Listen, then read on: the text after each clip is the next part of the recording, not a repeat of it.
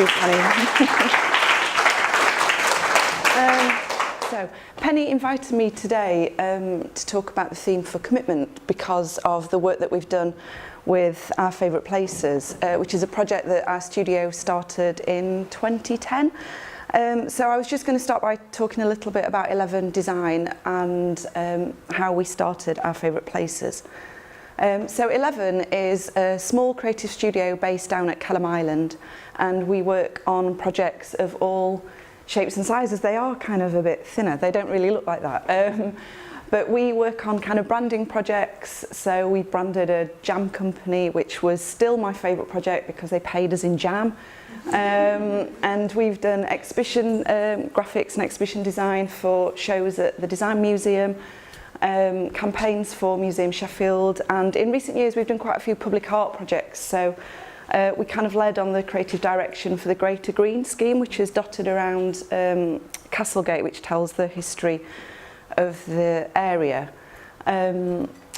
But when we started 11, we were we started in 2003, and we were a very kind of traditional print-based design studio, and so we've kind of gone off in different directions that I kind of wouldn't have imagined. And I think the most interesting one is now we're kind of some kind of unofficial tourist board for the city through Our Favourite Places. So when we started, I'll get to this one. So when we started Our Favourite Places, it was born out of frustration, really. So we were kind of frustrated with how the city was perceived and also how it kind of marketed itself. Hi, Jane. And a few things kind of happened closely together that made us kind of start to think about we wanted to do something to kind of try and change how the city was viewed. So one of which, a client of ours from Birmingham had, before we started working with them, said that her and her husband had come to Sheffield for a day trip, and they'd not done any research. They just got off the train, thought, you know, it's a big city, but they couldn't find anything to do. They couldn't. They stayed for like an hour and a half. They couldn't find the centre because we don't really have one. So they stayed for like an hour and a half and got back on the train, which we just were so disheartened by. And then Glenn, who is, I should say 11. So 11 is me, John, Glenn, Kat and Alice, who are here today, and Josie, who does our books. But Glenn had gone back to London for a reunion because he'd lived there for like 10, 15 years. And he saw someone there he hadn't seen for a while who didn't know he'd moved to Sheffield. And this guy's response was, "Why have you moved to that shithole?" Which kind of, how do you answer that? And then we found out that I mean, and he came actually for the bike shops, which I mean is kind of crazy. But this guy, it kind of transpired, had not actually been to Sheffield, so it was just this thing about perception that we were really frustrated by. And then we went to Scarborough for a weekend, and I've been going there since I was a kid, so me and my dad went every summer.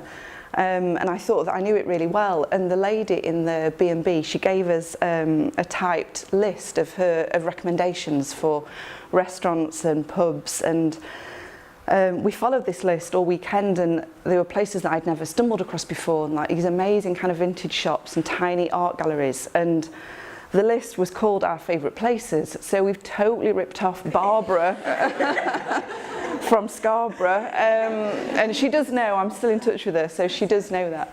But the list was kind of really just this like thing on Word, and we were, because obviously we're visual people, so as we were going around we started to take photographs of all these places, and we had intentions of making a little thing for Barbara to give to people, but we haven't. And we started to think, well, why don't we do this for Sheffield? So when we got back to the studio, kind of talked about it with John, and we kind of started to make a list of our favourite places, and this list kind of grew and kind of turned into a guidebook.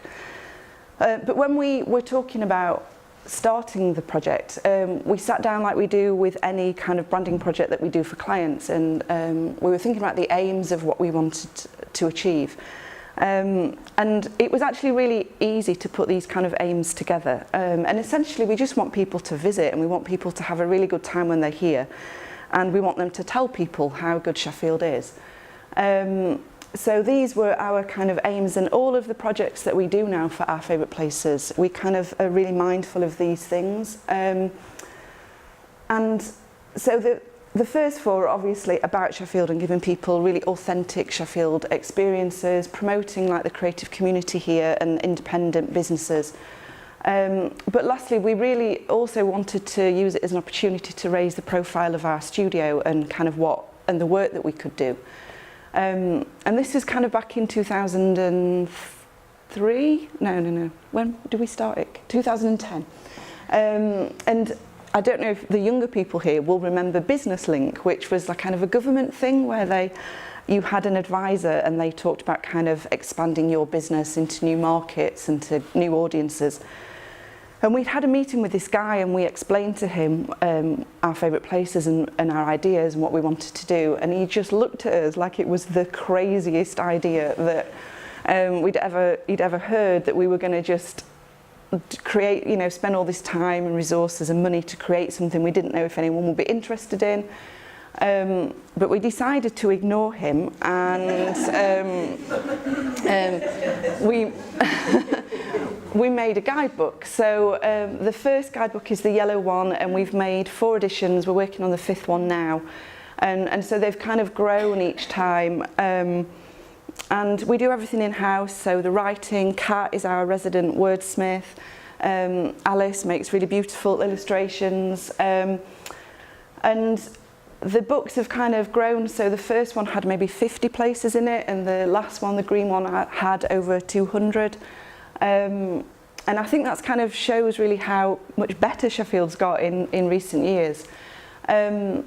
I was going to say something else about the book. Oh, we've sold around 17,000 copies of the guidebook, and it's sold in shops and cafes all over Sheffield and gallery shops.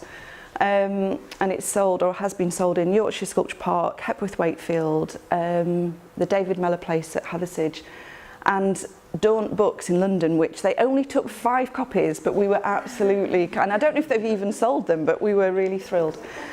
And then after the guidebooks, we started to make some city tours. So the tours are themed, and the intention is that they will take people out to different areas of the city and encourage them to kind of discover things that they wouldn't necessarily know about. So the first one was the typographic tour. So we had a student on placement, and we set this as a project for him. And so where our studio is based at Kelham, it's in an old industrial part of the city. And there's some really beautiful old signage on the buildings. So we asked Paul to kind of do some research into the signs and to the companies that they represented. And so we wrote that up and illustrated all of the signs. And we did this as a freebie. So we printed 200 copies, and we put on social media that if you sent us a stamped addressed envelope, we'd send you a copy.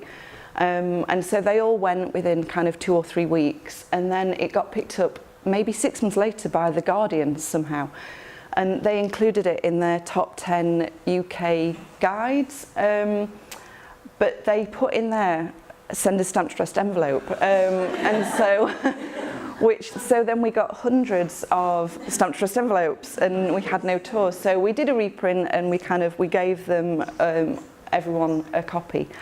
But then we do sell them now, so we sell them for £1 just to kind of cover print costs.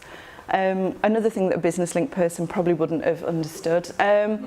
So we've done a series of other tours. We've done Sheffield on Film, which is an illustrated guide of film locations and things that have been shot in Sheffield.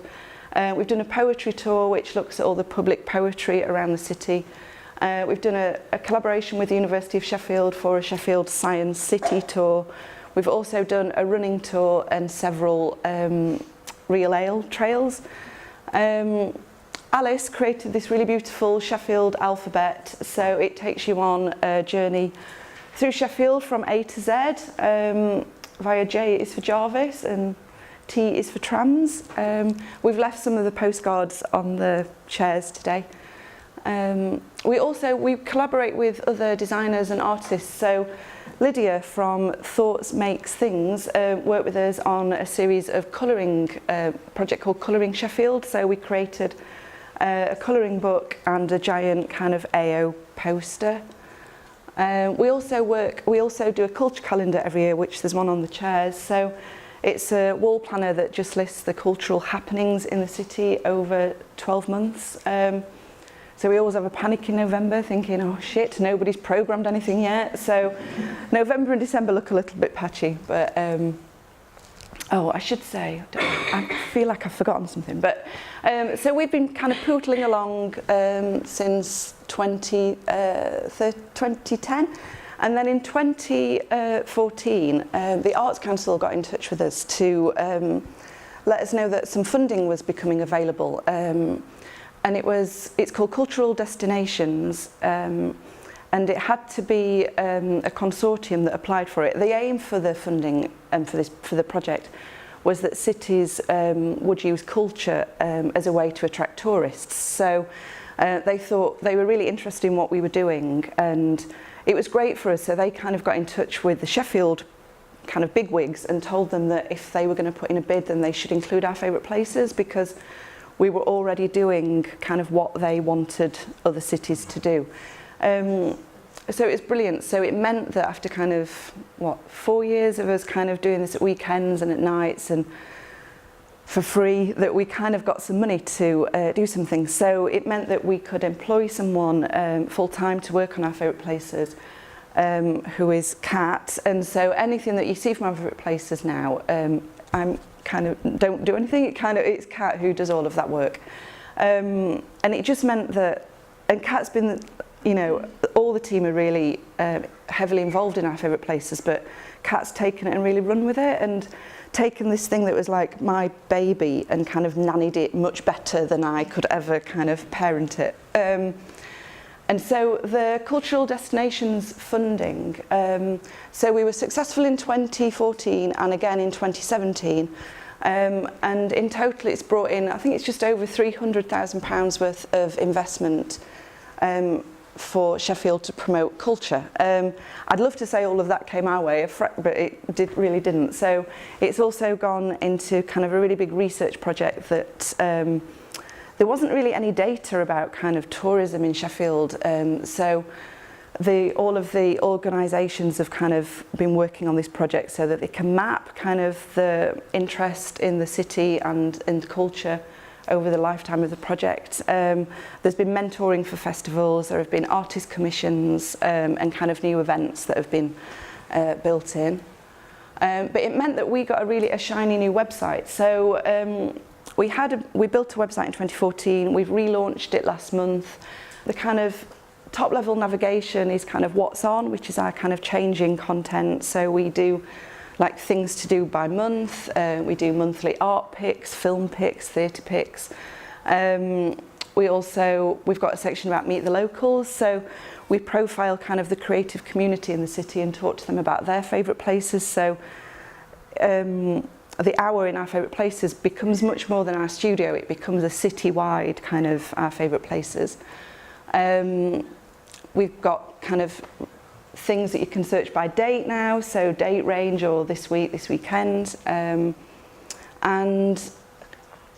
we also have a where to go to section, which I totally missed, which has obviously cafes, bars, restaurants, shops, parks. And so I haven't checked this for a while, but the last time we kind of looked, so average users and views per month for our favourite places, we get around 15 to 20,000 unique users every month and between 40 and 50,000 page views. We've got a really big reach on social media as well, but I forgot to put that slide in. And so our audience is kind of almost split 50-50, so 47% in Sheffield and 53% outside. A lot of that number is in London and 8% is based outside the UK. So we've had quite a bit of press for our favourite places. So it's nice that I did a profile on us, which totally made Alice's year. And so they talked about the things that we were doing. And Design Sponge, which is an American blog, which has like over 1 million readers every day. I can't even remember how that happened, but we did a city guide for them based on Sheffield, and we saw a real spike to users to our site, and also the people that we mentioned in the piece did as well. This is the Guardian piece where they chose us as one of their tours and caused us a load of money. And then we worked with the Guardian as well, the journalist, on the Alternative City Guide to Sheffield, which came out last year. We also, a couple of years ago, started to run events. Again, didn't really know what we were doing, but we just thought we'd give it a shot. So Photo Marathon Sheffield is another way that we were trying to attract visitors to the city. So it's a photography competition. So essentially you have 6 hours to take 6 photographs on 6 topics. We release those topics on the day, and you have to take the topics in the order that they're released. We had funding for this the first time round from City of Making, which allowed us to get it off the ground, and it paid for us to have an exhibition afterwards. So we had 150 places, and they went within 3 hours of us opening registration. So we did it last year, and we had 300 places, and again all the places went within a couple of days. We worked with Harrison's cameras on London Road, who were just amazing and so helpful, and they do all the technical stuff. It kind of feels like their photo marathon that we've just designed a logo for, because they do all of the kind of work. But we're just talking to them. They've built us some software to make it a bit kind of, to streamline it this year. So they want us to open it up to 10,000 people this year. So I don't know about that, but we'll see. But it's going to be September the 7th if anyone wants to take part. And so I just wanted to say, and I've had a sleepless night last night because I was kind of practicing in bed what I was going to say. And so this is kind of just to say, in terms of commitment, although it feels a bit odd to say you're kind of committed to a city, but it started as kind of mine and Glenn's idea, although I think it was my idea and Glenn's on holiday, so I'm going to run with it. But everyone, you know, in the studio, so me, Kat, Alice, John and Glenn are totally committed to it. But beyond that, so Rich, who helped, who built our website, and also his wife Pippa, who I've missed off, who project managed, and the photographers that we work with, we're really fortunate to work with really great photographers. So Sean, Nigel, Gemma and Will do a lot of our photography. But also the writers. I totally forgot these like 15 people who were writing for us at any one time, the articles for the website. So I can't remember all their names. And Greg was meant to be here, but he's not. So that's not so bad that I've forgotten. But it should also kind of say plus Greg, plus Sarah, plus Jane, plus Eric, plus Hannah, plus Lucy, plus Emma, David, there's other people. Joanne! Joanne's here. Sorry, Joanne. So I'm really sorry I forgot all these people. But when I was thinking about what to say, I did kind of was thinking about the flip side of being committed to something, which is kind of really is something that I'm definitely guilty of. So I do feel like I overcommit all the time. So I think it's from being self-employed. I kind of never want to say no to a project. So I'm constantly saying yes and then making these massive lists. And I have, as Alice and Kat will tell you, my desktop at work, my computer, have all these emails open. It's completely chaotic. So there is a kind of flip side to that, and I really haven't found the balance yet. I'm trying to. But a few years ago, something happened which kind of made me have to reassess a little bit. So this is my little boy who arrived 6 weeks early. And I remember, and it was a really dramatic kind of emergency cesarean. I was like wheeled down the corridor in the gowns with the nurses shouting, "We've got to get this baby out," which was just awful. And I remember even then thinking, oh, I've got a meeting this afternoon. Because it was a Monday morning. It was like, oh no, which is ridiculous. And then because Edwin was premature, so we were in hospital for about 2 weeks after he was born, because he had to be tube fed and he couldn't regulate his body temperature. So, and he looks, I mean, this is the day after he was born, and it was a rare occasion he was awake, because he would sleep for like 20 hours a day because he was so early. So I was sat in bed, Glenn was at work because he couldn't really do anything. And instead of catching up on sleep, I'm totally embarrassed to say I was catching up on emails, and I would like say, I was telling people kind of what stage their projects were at, and then at the end I would be like, oh, by the way, I had the baby yesterday, so I'm not going to be around for a while. And now I just think, oh, what was I thinking? And about a week after, I was in hospital about a week after Edwin had arrived, and we got an email to say the space at the library, that huge kind of poster site had come up, and we could have it for free for our favourite places, but they needed artwork the next day. And the control freak in me, even though we have a design studio and they could have done it, I made Glenn bring the laptop, and I was kind of there doing this poster, which is just crazy. And then this show at the Design Museum, which we were so kind of made up to get. Edwin was about 3 months old at this point, and I was on maternity leave, and Glenn was down in London doing the setup, so he'd done the kind of graphics for it, and they were building the sets and all of the exhibition space, and he called me to say, oh, there's this space in one of the rooms and they're totally freaking out, it looks really empty. They want to do something about kind of cycling across the world. So it's probably too much information for this time in the morning, but I had to I was breastfeeding and holding Edwin with one hand, and the other hand was on the Mac designing these panels that had to be, they could only do it if we did it in the next kind of 3 hours. So I haven't found a balance, a little bit. I mean, I've kind of birthed this mini kind of dictator who, if I take my attention away from him now, yeah, before you call social services, if I take my attention away from him for more than 10 seconds now, he lets me know about it. So it is getting a little bit better. So some collaborations that we've worked on. So going back to the point about wanting to raise the profile of our studio, I still don't really know if we've done that very well, because we're kind of so busy and focused on individual projects. We kind of forget to tell people that our favourite places comes from a design studio, and I don't think a lot of people make that link. But luckily some people do, and so the University of Sheffield have commissioned us, we've made a guidebook that Kat writes and we design about Sheffield experiences. So that Graham prints, and this goes to all kind of prospective students, and they give it to new staff as well. It's all about kind of the best places to go in the city. We've also worked with Hallam recently on a series of films that they put out through their channels to prospective students. So we did one on culture, this one on music, and one on food. And I was going to try and embed it, but I didn't know how to do it. So, but if you go to our website, all of the videos are on there. And so I should say they released them, and we got like 10,000 views of the videos on the first day.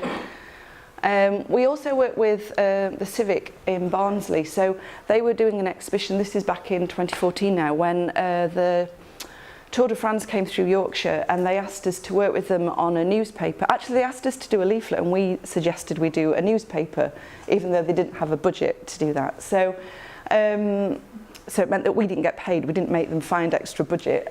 So we made this newspaper about what was happening in the region.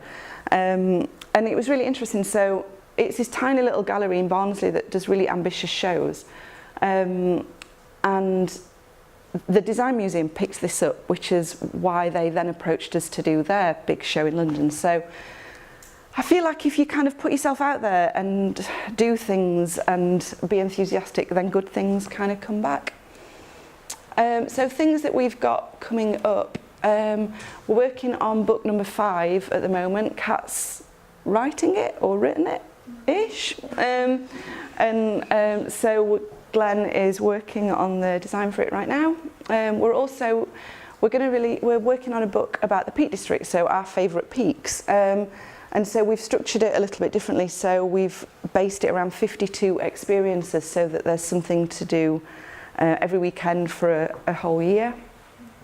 I should say we've been working on that for like 3 years. It's kind of keeps getting pushed down the to-do list, but we're hoping this summer.